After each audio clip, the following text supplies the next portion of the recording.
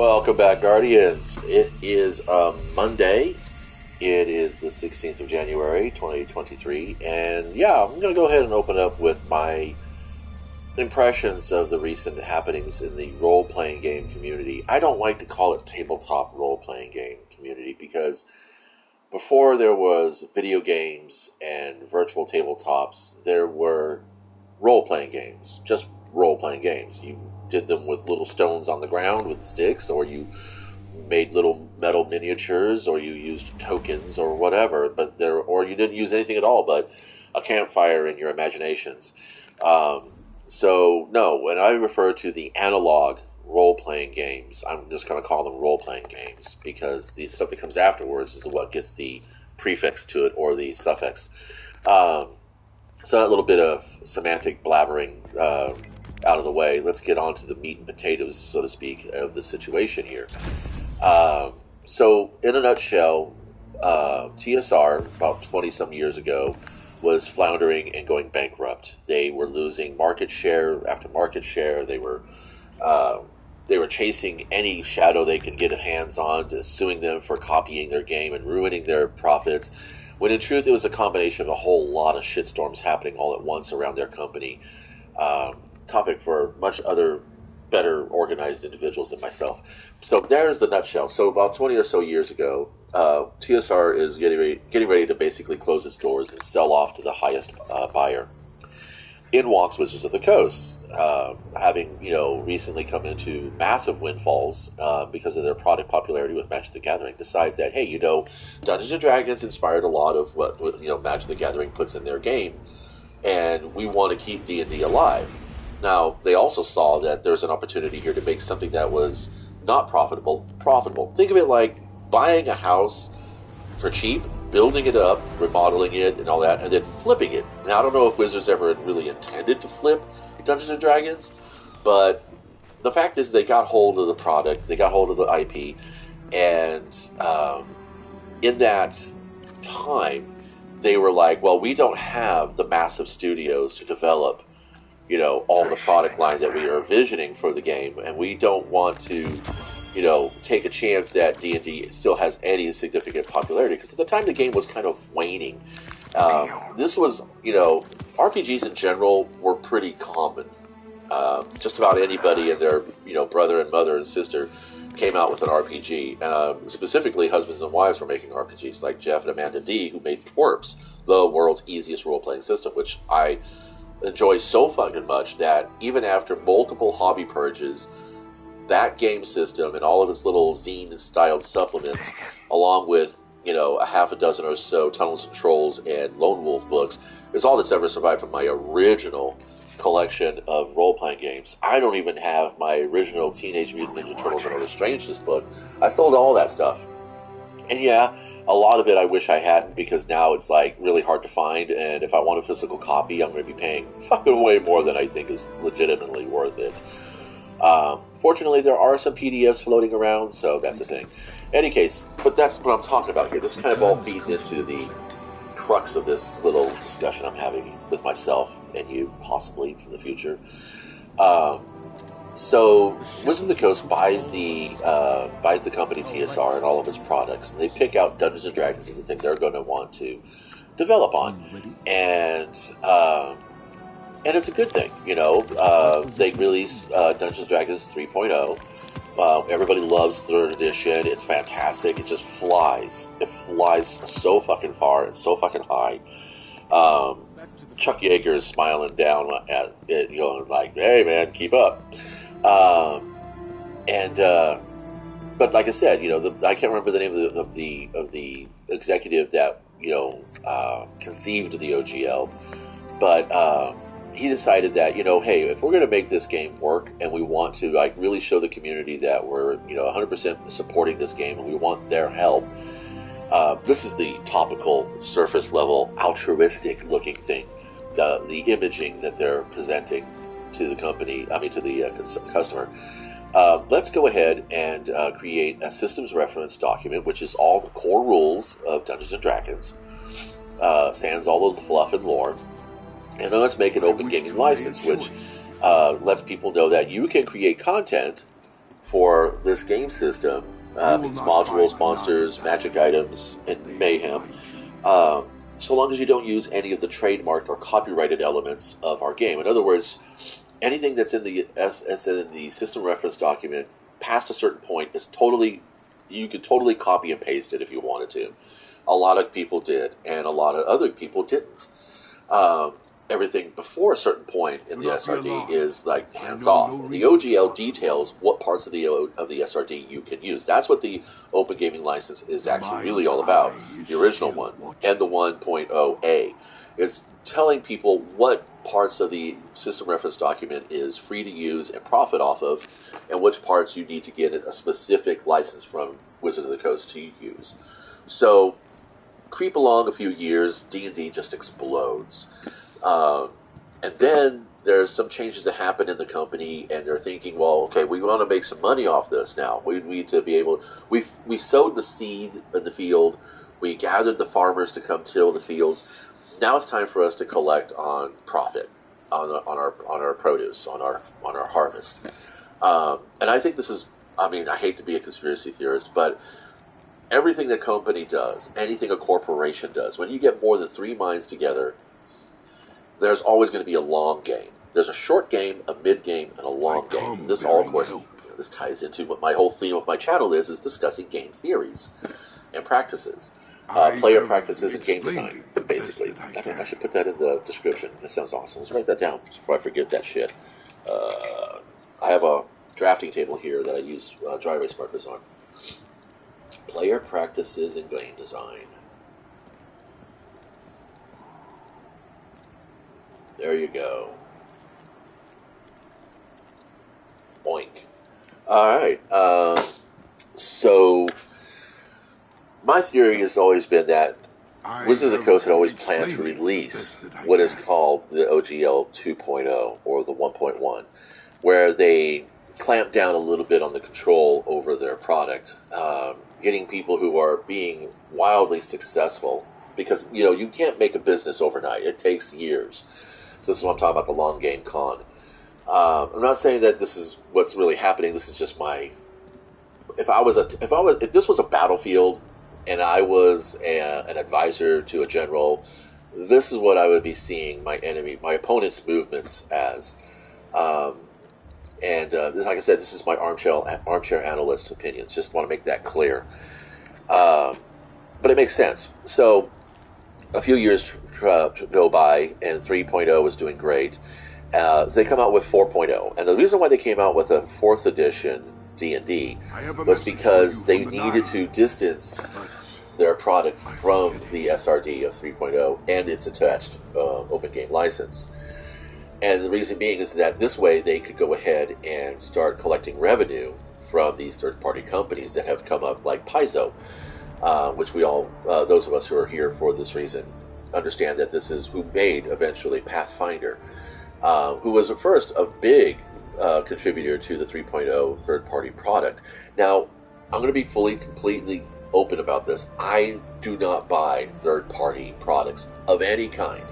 I don't buy third-party Magic the Gathering proxies or game accessories outside of, Dragon Shields, which are officially licensed by Wizards of the Coast for their graphic printed shields. Unless it's something that's like a utilitarian thing, like Dice Tray or Dice Vault, or a stand to hold up your book while you're reading it, or a playing mat you put your cards on. When it comes to actual playing pieces, things like tokens or counters or rule sets or anything like that, I don't buy third-party stuff. If somebody comes up to me with a homebrew and wants me just to try it out, I'm like, yeah, I'll go ahead and give you the time of my day and, resources of my life to go ahead and give you some feedback on your homebrew. But I'm not interested in buying third-party stuff because I like to play the core game. When I played Warhammer 40k, at the time that I started playing it, it was Rogue Trader. And no, there were not a ton of models out there. There was mostly just, troopers. And so we homebrewed our tanks and our artillery pieces and, of course, our building terrain. And I did not buy somebody else's creation because I could make it myself. And this is why I don't buy third-party stuff, because I can make my own homebrew. I have the time and the facilities and the capabilities to make my own homebrew. It's not that I don't want to support third party product or efforts. It's just that as a cost value kind of analysis, um, I could do it myself. So why would I want to pay somebody else to do it? It's almost the same reason as it is the same reasoning as why I don't dine out as much as I used to. When I was younger and life was much more hectic, I didn't have the time to cook full meals at home. So my wife and I would go out and we would get food to bring back. Uh, as our as our lives began to stabilize a little bit, and we had the opportunity and the growing knowledge base of cooking skills, we started cooking more at home. And so again, why would I want to go out and spend $25 to $30 on a plate that I can make for $5 at home and have it taste exactly the way I want it to, rather than taking a chance that the cook might add a little bit too much salt or not enough pepper. And so, like I said, it's a personal choice to not do it. It's not an ethical choice, and it's not a I support Wizard of the Coast wholeheartedly kind of thing. It's just that, I will pick up hacks and clones of the game, like Five Torches Deep is kind of an OSR, they call old school revival clone of what the basic and expert set is, where it thins down the rules to just the core mechanics, kind of like what's in the SRD. But there's a thing, in all of this, behind all of this, there's the discussion of copyright law and what is legally claimable by a company.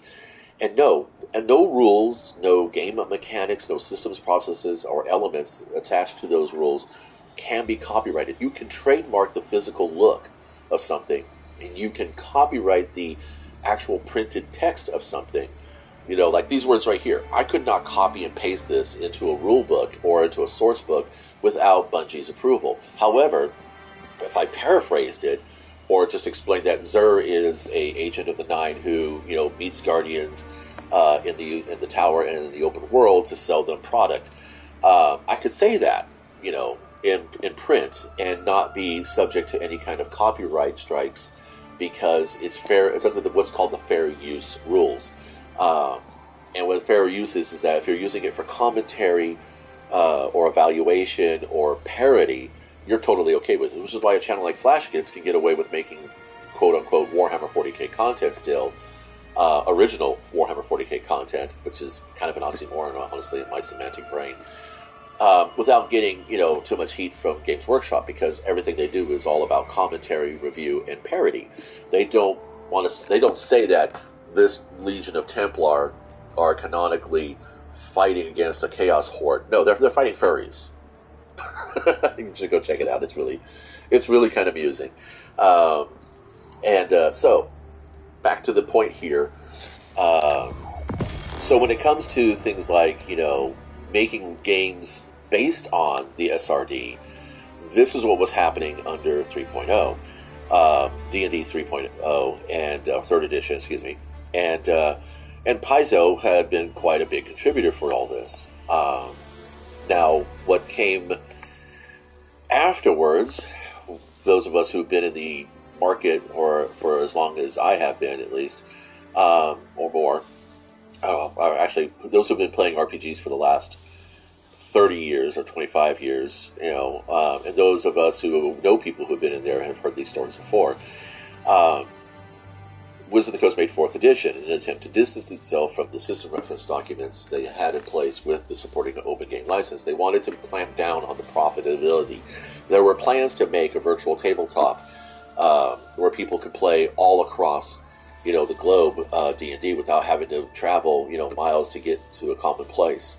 A lot of what is planned for 6th edition was in place in 4th edition, and why it didn't happen, I kind of really don't understand. But anyway, Wizard of the Coast made a new open source open gaming license and a new system reference document for 4th edition. And in those two documents, there were things that were significantly different enough from the original that the community by large, not just the people who bought third-party content, but the people who stayed in the main tent, all got pissed off and said, fuck this, we don't want this. And boom, Pathfinder came out. And for the longest time, Pathfinder outsold Dungeons & Dragons.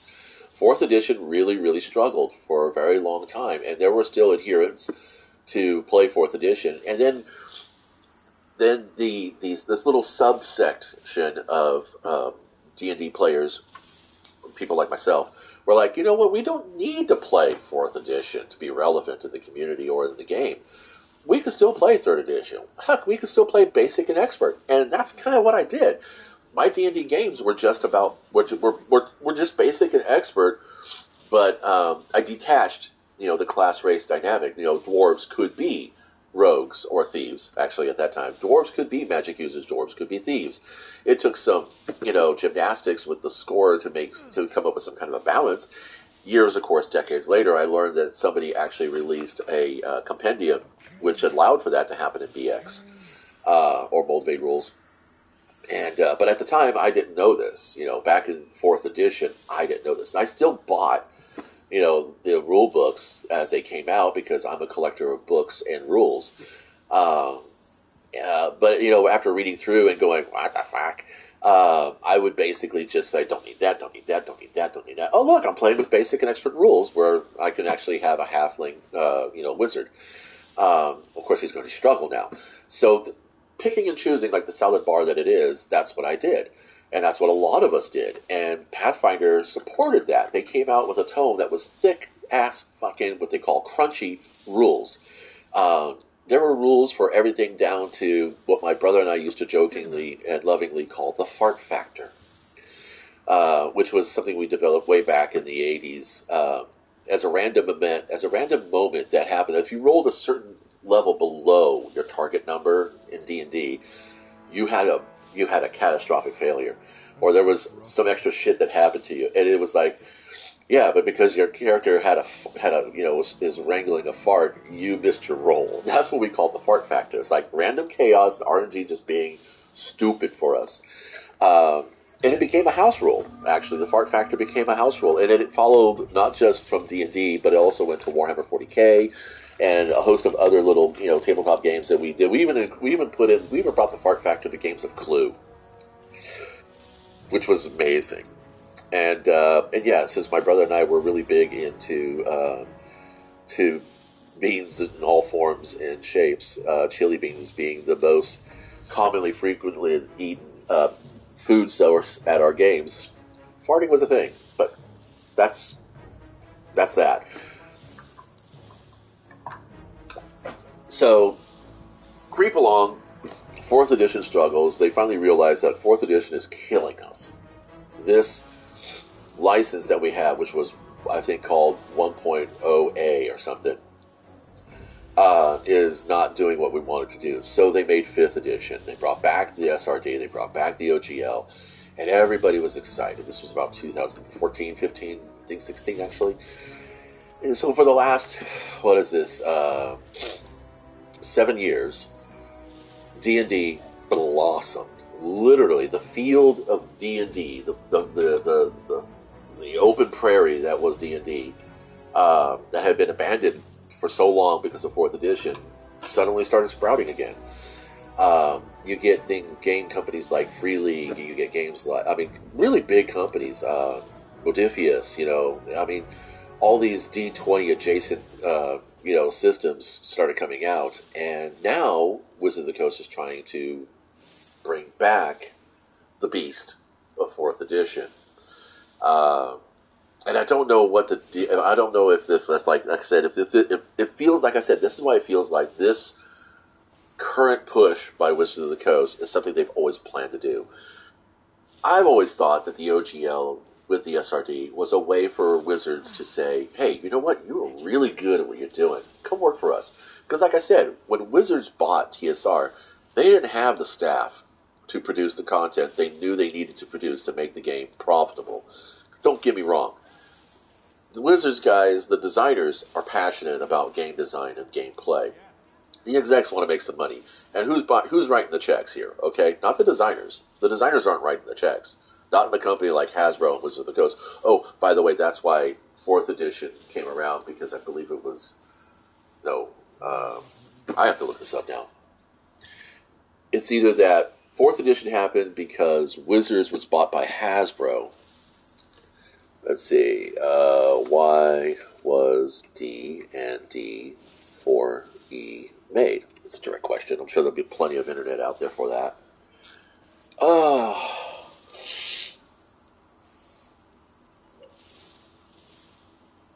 Yeah, because 4th edition saw the success of games like Warhammer 40K. They made the miniatures game. That's why I liked 4th edition, actually, because it was everything that Rogue Trader was, and later did not become, because GW moved farther and farther away from role-playing games style miniature combat and went straight for the big board, whereas D&D was trying to, being always basically a skirmish level type battle game. I mean, when your modus operandi for your party is open the door, kill the monster, take the treasure, get gold and profit, get gold, get XP, that's basically a miniatures-based board game, combat game. This is just talking about the controversy, which is about the change in the mechanics. It only lasted a few years, too. It was like 5 years. Yeah, it was only 5 years for 4th edition. It felt like forever. So that's 2008. When did Hasbro buy WotC? So I think there's a correlation between the two of them. Yeah, okay. So Wizards bought TSR, and then almost immediately after that, Hasbro bought Wizards. And, wow, only $325 million? That's pretty bad. It's cheap. Talk about buying the brownstone and flipping it for a condo. What am I going to be doing here? I think I want to go play some strikes. And hopefully there isn't anybody actually on microphone while I talk about this. But I'm going to wrap this up anyway. So it seems to me that 4th edition was a move by Hasbro because game editions are made not always because they're refining the rules, like in the case of Games Workshop. They keep trying to refine the rules. A lot of game editions and games are made because they're trying to cut out people from the old crew, so they don't have to pay royalties to them, or they want to distance themselves from certain political positionings that this older group had. So there's a lot of politics in why the D&D editions came around. There's a fantastic series of videos on it. Just look up the history of D&D. You'll see a whole catalog of things you can watch and read.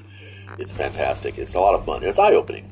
But does it diminish my love of the game? Not at all. It does not take anything away from my experience in Dungeons & Dragons. It's just, for me, the OGL SRD kerfuffle that's going on right now is like sitting down for that one campaign, and about 12 sessions in, somebody else shows up, and this person is a toxic pile of sludge.